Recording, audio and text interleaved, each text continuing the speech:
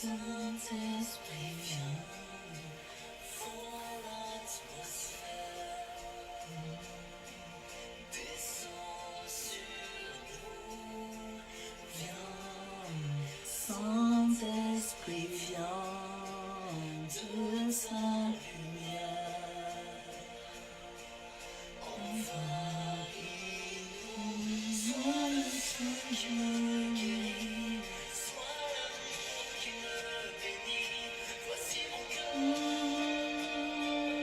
Voici mon cœur.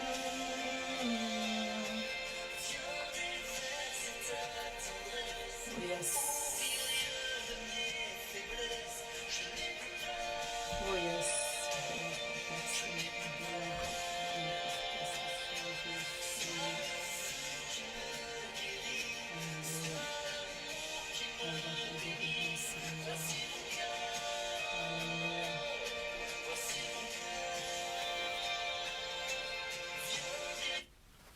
Alors, bonsoir bien-aimés, bonsoir et bienvenue sur votre espace Woman to Woman. Ici, nous parlons aux femmes. Alors, ce soir, j'ai un thème qui a été inspiré par le Saint-Esprit. Comment faire pour éviter des querelles dans un couple? Je suis diaconesse Diva Bilonda et par la grâce de Dieu, je pense que vous allez aimer, vous allez partager cette émission parce que vous ne savez pas ce que ça peut faire dans un couple qui est au bout des divorces.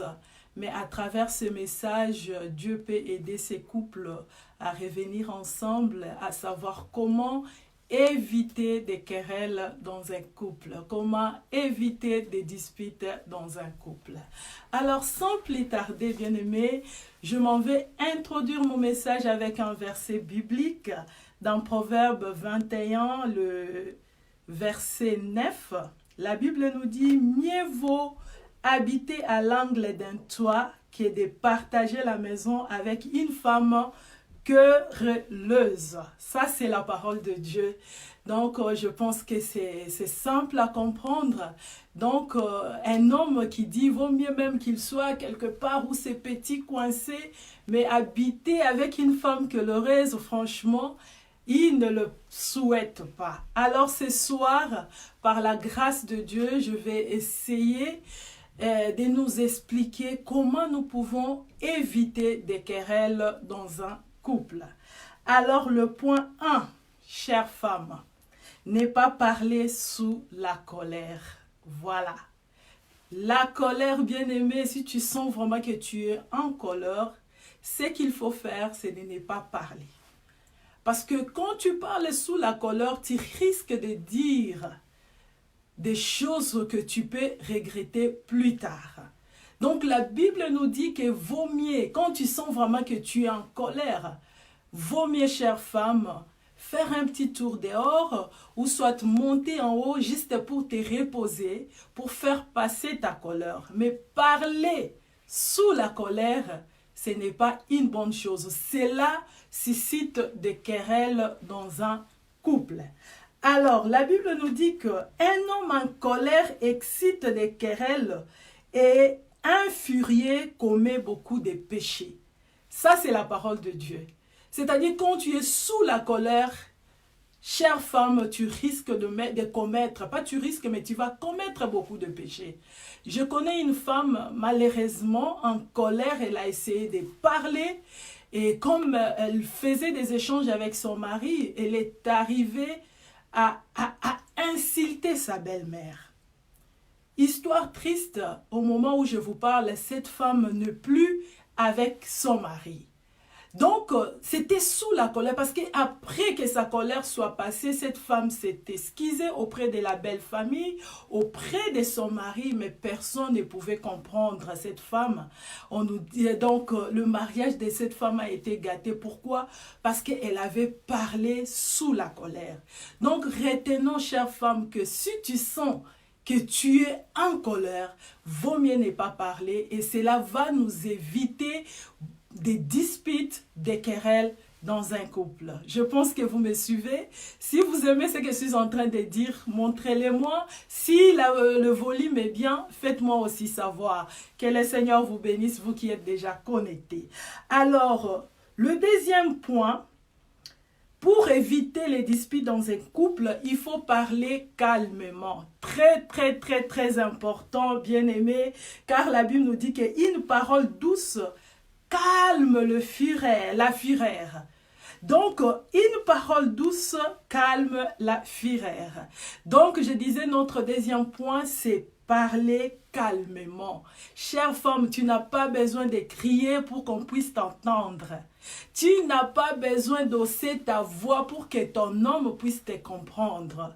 Donc, tu peux parler calmement, tu peux parler doucement et faire passer le message. Ça, c'est la parole de Dieu.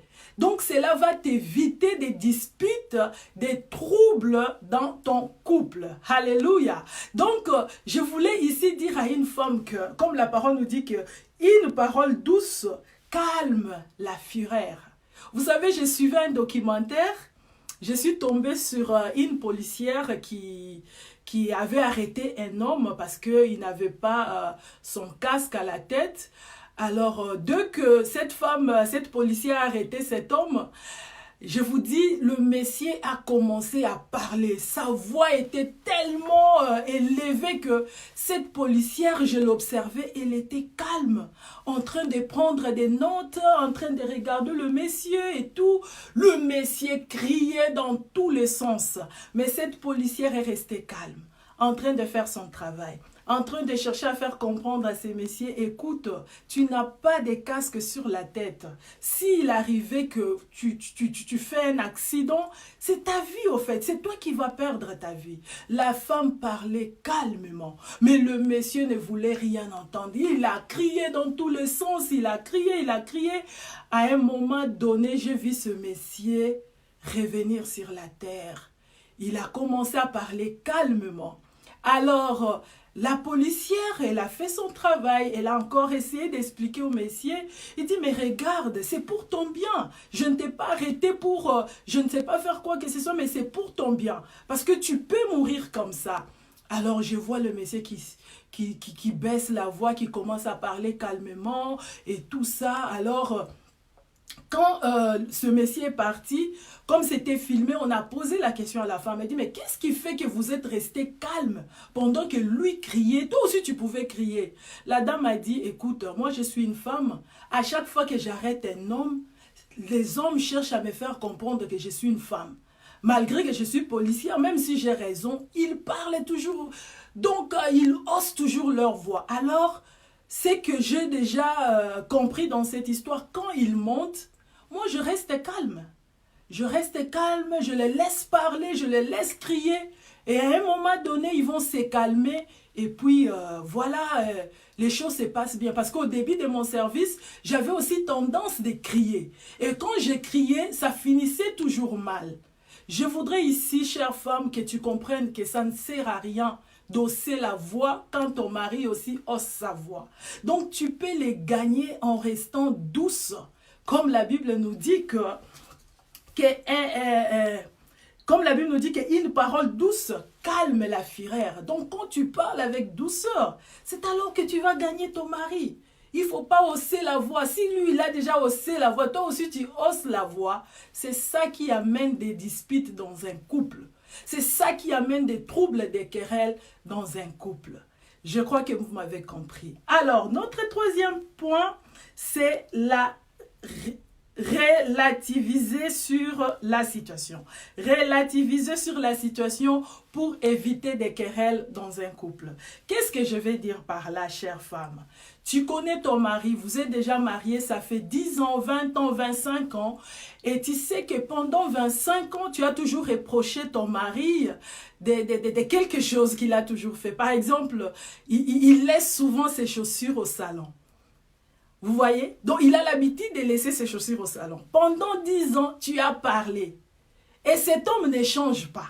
Chère femme, tu penses vraiment que à la 11e année, quand tu vas parler, ça va changer? Je ne pense pas. Ce qu'il faut faire pour éviter de querelles. Quand il laisse ses chaussures au salon, si tu as des enfants, tu sens que tu es fatigué, appelle même les enfants. Il faut leur dire que nous voilà. Quand papa laisse ses chaussures au salon, prenez ça, allez ranger ça à une bonne place. Juste pour éviter des disputes, éviter des querelles dans un couple. Mais si tu te mets encore à crier, mais toi, depuis longtemps, je te parle tout le temps d'enlever les chaussures, tu n'écoutes pas. Aujourd'hui, moi aussi je n'enlève pas. Chère femme, ça ne va rien arranger. Ce qu'il faut faire, tu connais ton mari, tu connais ses défauts, arrange seulement, prends ses chaussures, va placer là où il faut le mettre, au lieu de crier dans tous les sens, sachant que de telles choses amènent des disputes dans nos couples.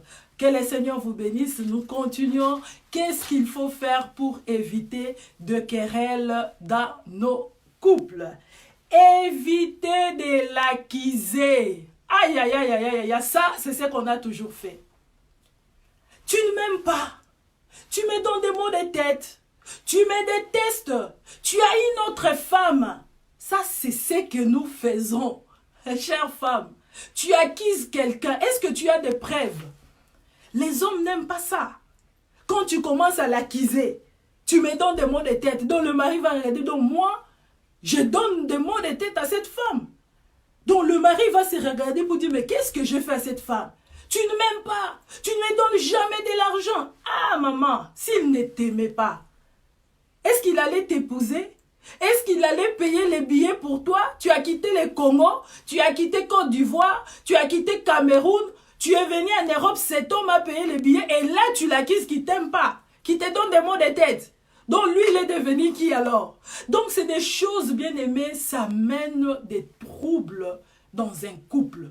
Moi, je pense que ce qu'il faut dire, peut-être, vous pouvez avoir un problème. Tu dis à ton mari, moi, je pense que tu ne m'aimes pas. Je pense que tu ne me respectes pas. Je pense que tu as une autre femme. Tu vois, là, au moins, l'homme peut te poser même la question pour dire, mais qu'est-ce qui te pousse à dire ça? Tu vois, parce que là, tu ne l'as pas accusé, mais tu penses. Mais quand tu dis que tu as une autre femme, tu ne m'aimes pas, c'est-à-dire, tu es en train de l'accuser. Et de telles choses, les hommes n'aiment pas ça. C'est ça qui amène des troubles. C'est ça qui amène, ça chauffe là dans la maison. Pourquoi? Parce que tu l'accuses inutilement. Tu l'acquises gratuitement, l'homme ne connaît rien, mais tu lui dis, tu as une autre femme. Est-ce que tu as des preuves? Donc, je voudrais juste nous dire que éviter d'accuser l'autre, cela va diminuer des troubles dans la famille, cela va éviter des querelles. Je pense que nous nous comprenons. Et la cinquième des choses est reconnaître ses torts. Chère femme, reconnaître ses torts, cela veut dire demander pardon. Vous savez, dans la vie, il faut savoir s'humilier. Quand tu sens vraiment que tu as commis une faute, chère femme, ça ne sert à rien de commencer à faire les gros dos, de faire l'orgueil. Demande pardon. Ça va éviter des troubles dans le couple. Si tu ne demandes pas pardon, c'est compliqué. Même la Bible nous le dit, hein. Celui qui cache ses transgressions ne progresse pas. Si tu as l'habitude de cacher tes péchés devant ton Dieu, tu ne vas pas progresser. Parce que Dieu ne va même pas écouter tes prières. Parce qu'il y a une barrière. N'oubliez pas que le péché empêche la main de Dieu d'agir dans nos vies. C'est-à-dire quand tu es là, tu ne t'humilies pas devant ton Dieu. Tu ne t'humilies pas devant ton mari. Tu ne sais pas demander pardon. Tu ne sais pas reconnaître tes fautes. Chère femme, cela amène des troubles dans nos ça amène des troubles dans nos couples. Ça amène des disputes, des querelles. Ce soir, je ne suis pas venue condamner une femme. Je voudrais juste nous aider. C'est pas que moi je suis parfaite. Je vais juste nous aider à éviter des querelles. Surtout pendant ces moments de confinement, bien-aimés. Je pense que vous avez entendu une femme qui a poignardé son mari. Juste à cause de petites choses. Tu vas te retrouver en prison. Les enfants, franchement, c'est un démon. Bien aimé, sachant qu'il y a un moyen d'éviter des querelles dans nos couples. Et là, j'ai parlé de reconnaître ses torts. Donc, demander pardon à son mari, c'est pas un big deal comme disent les Anglais. C'est quelque chose qui montre réellement que tu es une femme humble. Amen, amen. Nous progressons. Et la sixième chose pour éviter de querelle dans un couple, c'est laisser l'autre s'exprimer. Aïe, aïe, aïe, aïe, aïe, aïe, aïe, aïe. Vous savez, bien-aimé, ça ne sert à rien. Si tu es sûr de toi, tu sais que non, tu as raison. Pourquoi tu dois chercher, dès que l'autre cherche à parler, à s'exprimer, toi tu prends déjà la parole. Ça n'arrange rien. C'est ça qui amène des troubles. Dès que tu commences à parler, ton mari prend la parole, toi aussi tu commences à parler. Ah là, les hommes n'aiment pas ça. Ils n'aiment pas ça du tout. Donc ce qu'il faut faire, quand lui il parle, tu restes calme. Parce que ton tour arrivera. Peut-être vous avez fait appel à un conseiller de mariage ou un pasteur, il est là. Bon, si lui il parle, reste calme, sois calme. Dès qu'il finit, exprime-toi. Ça ne sert à rien dès que lui parle. Toi, tu parles. C'est là où ça va encore, ça va rien arranger, chère femme. Ça va mener encore des troubles, des désordres dans les couples. Donc, il faut laisser l'autre s'exprimer. C'est vraiment très important. Cela me pousse à penser un peu à des prostituées qui avaient 2 enfants. L'autre, pendant la nuit, il a dormi, il a tué son enfant. Maintenant, il prend l'enfant de l'autre, elle amène l'enfant chez Salomon. Elle avait parlé, elle s'est expliqué et tout. La mère de l'enfant était calme. Mais quand Salomon voulait trancher le problème, quand cette femme s'est exprimée, on l'a donné raison. Tu n'as pas besoin de parler au-dessus de ton mari. Lui, il est là, toi, tu es déjà... il est à une parole, toi, tu es déjà sur 10 paroles. Ça ne sert à rien, chère femme. Nous pouvons éviter, c'est-à-dire laisser l'autre s'exprimer. La 7e chose, waouh, n'est pas accumuler les tensions. Hey! Qu'est-ce que je vais dire par là? C'est-à-dire, le lundi, vous avez eu un problème, tu gardes. Mardi, tu gardes. Mercredi, tu gardes. Tu dis, bon, j'attends les samedis. Comme tu sais que le samedi, c'est le jour, tu vois, pendant la semaine, nos maris travaillent, ils sont fatigués et tout. Tu dis, bon, moi, je l'attends seulement samedi. Comme ça, parce que le samedi, c'est un jour où tous les hommes sont vraiment en forme, quoi. Donc, samedi, c'est là où ça va vraiment chauffer. Aïe, là, tu cherches la 3e guerre mondiale, chère femme. Il ne faut jamais accumuler les tensions. Si tu as quelque chose sur ton cœur, vaut mieux en parler. Il faut pas. D'ailleurs, nous sommes des chrétiennes. La Bible nous dit qu'il ne faut pas te coucher avec la colère. C'est-à-dire, tu ne peux pas être là, ton mari t'a fait quelque chose le lundi, tu accumules. Mardi, tu accumules. Sache que quand ça va devenir 6-7, c'est là où il y aura les chaos. Et comme je disais, à 3e guerre mondiale, alors là, il faut l'intervention, je ne sais pas, de l'ONU ou de qui. Donc, c'est possible que nous pouvons éviter cela. Tu sens que tu as un problème sur ton cœur, parle-en avec ton mari. Ne garde pas ça. Ne laisse pas vraiment accumuler des tensions. Parce que le jour où tu vas parler, c'est le jour où il y aura la guerre dans la maison. Alors, pour éviter des disputes dans un couple, si tu sens vraiment que tu as un problème, ton mari t'a fait quelque chose qui n'est pas bien, vaut mieux en parler le plus vite possible. Que le Seigneur vous bénisse. Nous continuons. Pour éviter des querelles dans un couple, nous devons savoir détendre l'atmosphère. Bien-aimés, le moment que nous sommes en train de passer, c'est un moment difficile, un moment de confinement. Tu peux avoir peut-être ton mari qui avait des contrats par-ci, par-là, et vu cette situation, peut-être c'est là où il avait signé des contrats, on l'appelle pour annuler des contrats. Vous savez, ça crée un peu des crises. En tant que femme, quand tu vois qu'il y a crise dans ton couple, essaye un peu de détendre l'atmosphère. Il y a plusieurs façons de détendre l'atmosphère. Tu viens avec, par exemple, un moyen, comment tu peux faire des blagues avec ton mari. Parce que dans beaucoup de couples, il n'y a plus de blagues. Hein. C'est seulement, comme à la guerre. Non, c'est pas intéressant. Nous tous, nous sommes en train de passer des moments difficiles. Tu peux voir ton mari entrer comme ça, il commence à crier. Tu ne sais pas pourquoi il crie. Peut-être il était parti au travail et qu'on lui a dit que, ben, écoute, on a diminué tes heures de travail. Vous savez, quelqu'un qui était habitué à gagner, par exemple, 100 livres à la semaine et du coup, il se retrouve à 50 livres. Ça crée des crises dans des couples. Alors, en tant que femme, tu dois savoir comment détendre l'atmosphère. Donc ça, toi-même, tu sais ce que ton mari aime. Quand tu le vois qu'il n'est pas à l'aise, vas-y, près de lui, parle-lui à l'oreille. Ça détend l'atmosphère, surtout à l'oreille.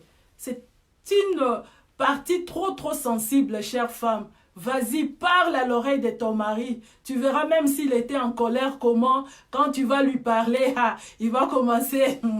Toi aussi, hein, vraiment. Rosalie, toi, Rachel, vraiment, hein.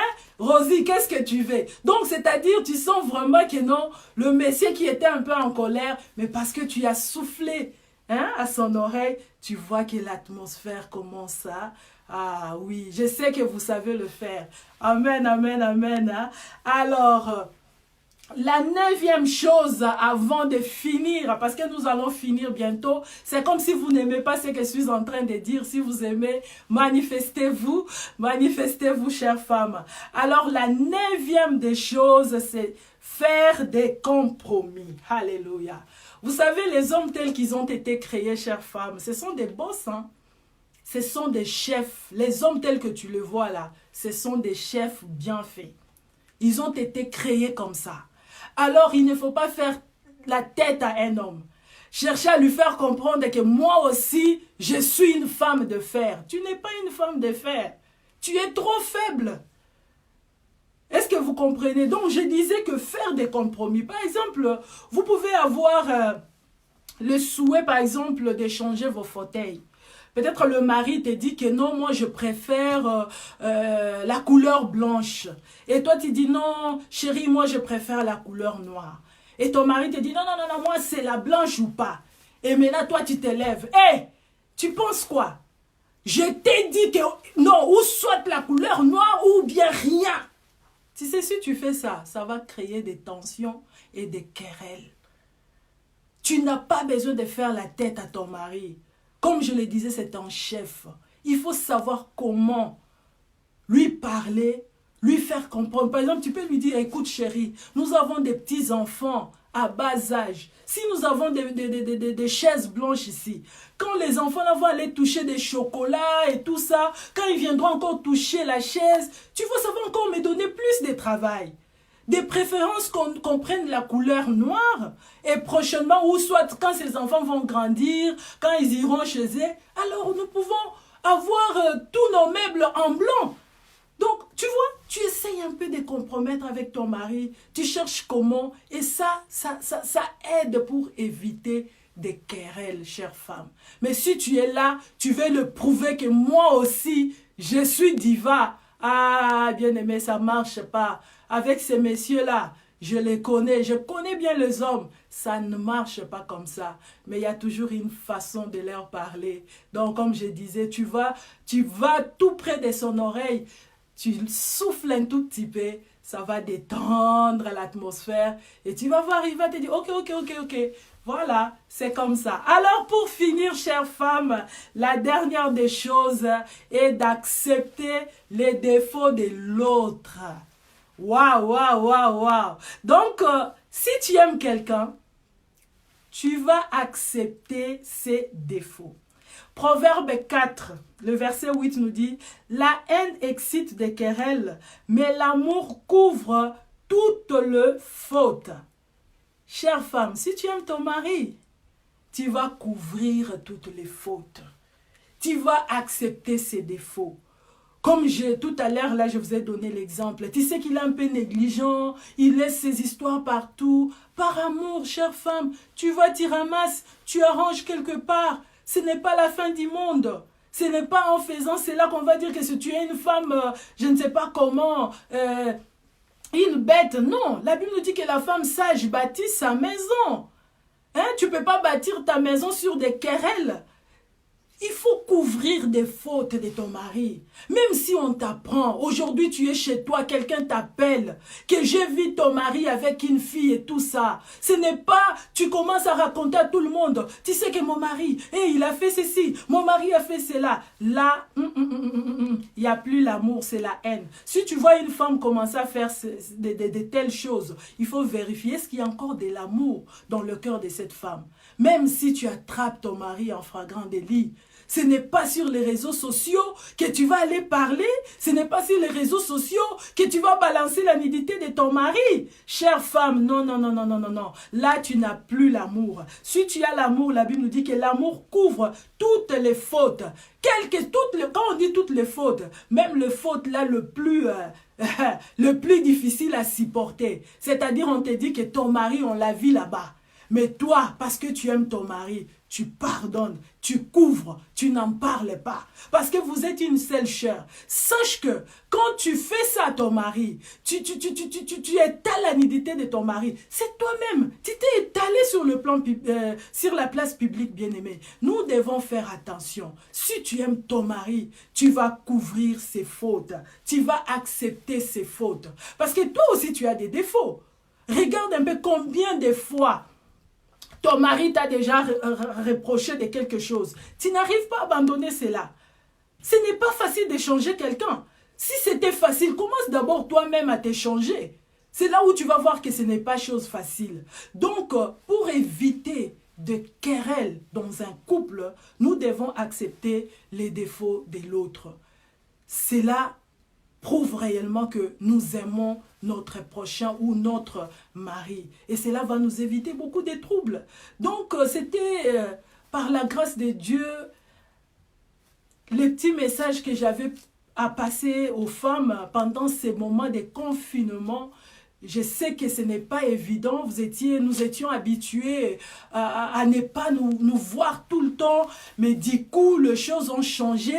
Ce n'est pas nous, ce n'est pas de notre faute. Tu es là, tu te retrouves avec ton mari depuis le matin jusqu'au soir. C'est pas évident. C'est pas évident, mais je voudrais juste, par ces messages, essayer un peu de nous expliquer comment nous pouvons éviter des querelles qui peuvent nous pousser à faire des choses que nous pouvons regretter plus tard. Parce que des querelles amènent des divisions, des querelles amènent des divorces. Vous savez, bien aimé, tu as ton mari, réjouis-toi de ce que tu as ton mari avec toi, tu vis avec ton mari. Il y a des femmes qui ont divorcé, qui aujourd'hui, elles se disent que si on m'avait conseillé, si je le savais, je n'allais pas le faire. Alors, je n'aimerais pas que tu tombes aussi dans ce même piège, chère femme. Il y a moyen d'éviter des querelles. Parce que la Bible nous dit que la femme sage bâtit sa maison. Si tu es vraiment une femme sage, tu sauras comment éviter des querelles. Surtout le dernier point, accepter les défauts de l'autre. Parce que lui aussi t'accepte tel que tu es. Toi aussi, il faut l'accepter tel qu'il est. Donc si nous arrivons à les faire, si nous arrivons à couvrir les fautes de l'autre, bien-aimé, je pense qu'il n'y aura pas de troubles dans nos couples. Vraiment, c'était ça le message d'aujourd'hui. Et surtout, n'oubliez pas que l'amour ne fait pas de mal au prochain. Et l'ami aime en tout temps. Voilà, c'était le message de ce soir sur Woman to Woman. Sinon, aimez notre page parce que demain à 20h, nous serons bénis par une adoratrice au nom de la sœur Evelyne. Elle vit en France, elle nous bénira sur cette page.